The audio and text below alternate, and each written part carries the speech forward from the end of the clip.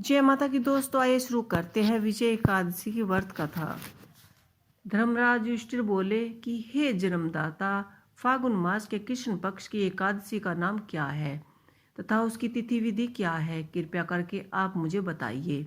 श्री भगवान जी बोले कि हे राजन, फागुन मास के कृष्ण पक्ष की एकादशी का नाम विजय एकादशी है।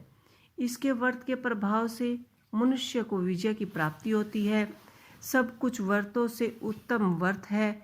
इस विजय एकादशी के महात्म्य के श्रवण व पाठन के समस्त पाप नष्ट हो जाते हैं। एक समय देव ऋषि नारद जी ने जगत पिता ब्रह्मा जी से कहा कि हे महाराज, आप मुझसे फागुन मास के कृष्ण पक्ष की एकादशी की विधान से कहिए। ब्रह्मा जी कहने लगे कि हे नारद, विजया एकादशी का व्रत पुराने तथा नए पापों को नाश करने वाला है। इस विजय एकादशी की विधि मैंने आज तक किसी को नहीं कही। यह समस्त मनुष्य को विजय प्रदान करती है। त्रेता युग में मयादिया पुरुषोत्तम श्री राम जी को जब 14 वर्ष का वनवास हुआ था, तब वे श्री राम जी, लक्ष्मण जी तथा सीता जी सहित पंचवटी वाटिका में निवास करने लगे। वहाँ पर दुष्ट रावण ने जब सीता जी का हरण किया, तब इस समाचार से श्री रामचंद्र जी तथा लक्ष्मण जी अत्यंत व्याकुल हुए और सीता जी को खोजने में चले।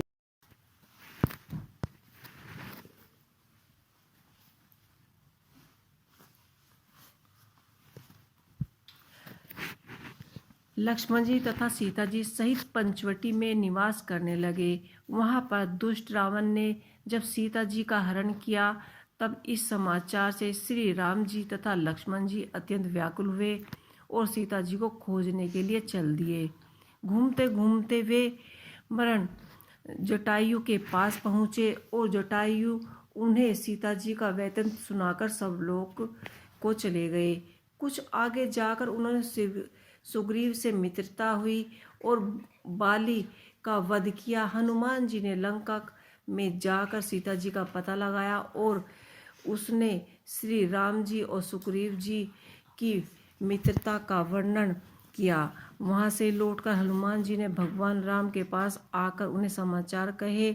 श्री राम जी ने वानर सेना समेत सुग्रीव की समस्त सेना के साथ लंका को परास्त किया। जब श्री राम जी समुद्र के किनारे पहुँचे, तब उन्होंने मगरमच्छ आदि से युक्त उस उदग्ध समुद्र को देखकर लक्ष्मण जी से कहा कि इस समुद्र को हम किस प्रकार पार करेंगे।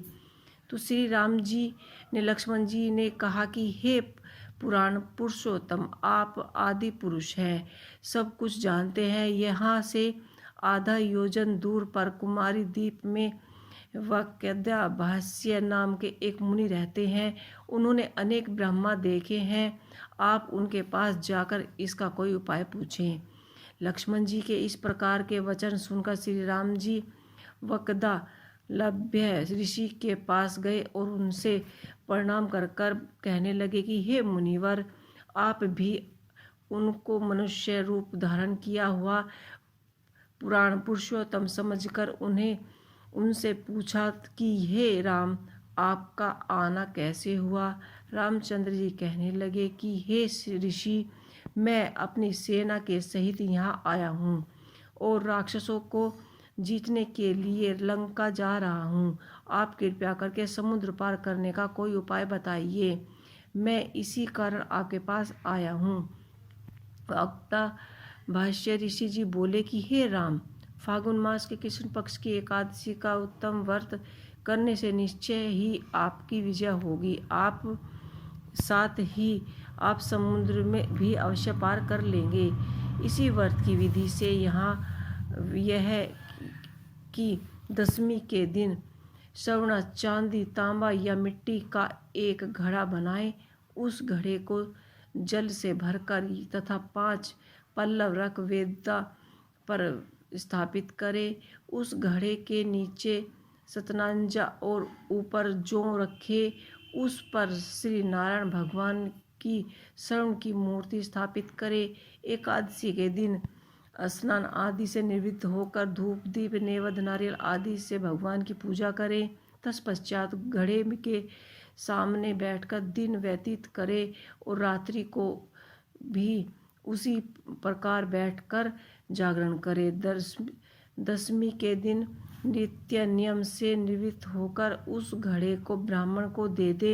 हे राम, यदि तुम भी इसी प्रकार व्रत को सेनापतियों सहित करोगे तो तुम्हारी विजय अवश्य ही प्राप्त होगी। श्री राम जी ने ऋषि के कहे अनुसार इस व्रत को किया। उसके प्रभाव से देवताओं पर विजय पाई। अतः हे राजन, जो कोई मनुष्य विधि पूर्वक इस व्रत को करेगा, दोनों लोकों में उसकी अवश्य ही विजय होगी। श्री ब्रह्मा जी ने नारद जी से कहा कि हे पुत्र, जो कोई इस व्रत का महत्व को सुनेगा और पढ़ेगा, उसका हमेशा ही विजय होगा। तो आपको ये हमारी छोटी सी कहानी कैसी लगी, आप हमें कमेंट बॉक्स में लिख के अवश्य ही बताइएगा। इसी के साथ जय श्री हरि नारायण।